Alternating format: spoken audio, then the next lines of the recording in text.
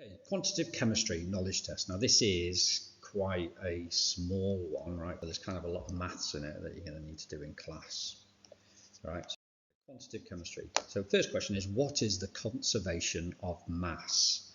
That is where no atoms are lost or made during a chemical reaction.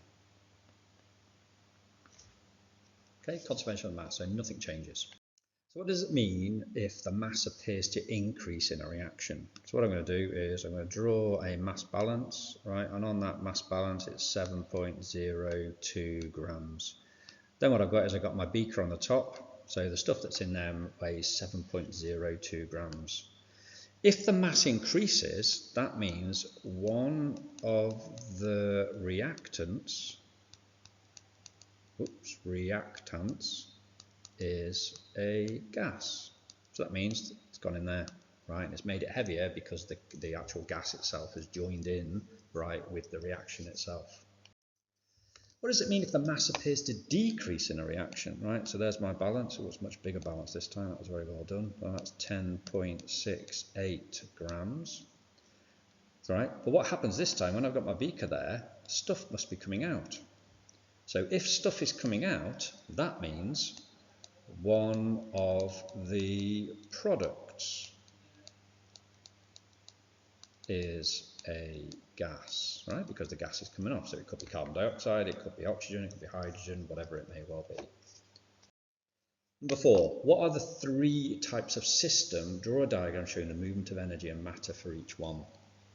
Okay, right, so I'm going to start off, I'm going to write open, I'm going to write down closed, and I'm going to write down isolated. Okay. Then what I'm going to do is I'm going to write down energy, and I'm going to write down energy, okay, because that's kind of what we're talking about. Then at the bottom, what I'm going to do is I'm going to write down matter, and I'm going to write down matter, and I'm going to write down matter. Then I am going to, in blue, I'm going to draw the actual system itself. Okay, now an open system is a bit like that. A closed system is like that, but it's kind of a bit like not everything can then be stopped. An isolated system is like that. Right, so if I go back to my energy, in an open system, energy can go in and it can go out. It doesn't matter where it does or what it does. Matter can also go in and it can go out. I've used a different colour there. In a closed system, what can happen is energy can go in and energy can go out, but matter can't go in and it can't get out. In an isolated system, energy can't get in and it can't get out, and matter can't get in and can't get out. So isolated means it's all the way on its own. Question number 5. What is the relative atomic mass? Okay, sorry, relative formula mass. That was a bit silly, right? It is the sum of the relative atomic masses, right? And often what we'll do is we'll do it as an AR. Example of that is very, very simple one is H2O, right? So the relative atomic mass of hydrogen is 1.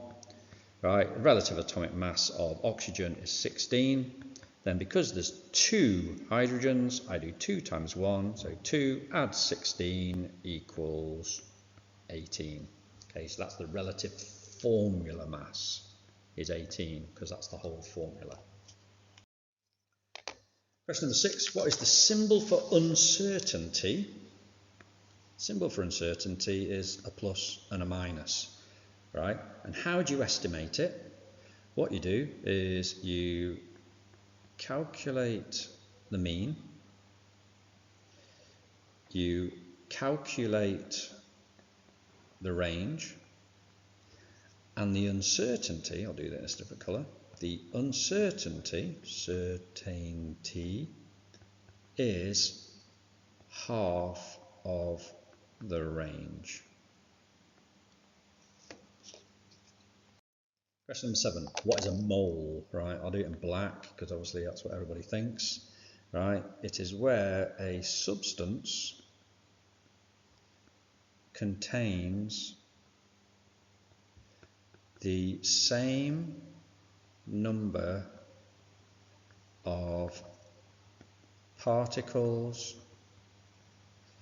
molecules, or ions. Okay, it could be atoms as well. How many particles are in a mole? There is, and this is a good number, 6.02 times 10 to the 23. And that is Avogadro's constant. Okay, so if there's 1 mole of me, there'll be 6.02 times 10 to the 23 of me, which would be awesome. Number 19, what is the limiting reactant? It is the reactant that is completely used up.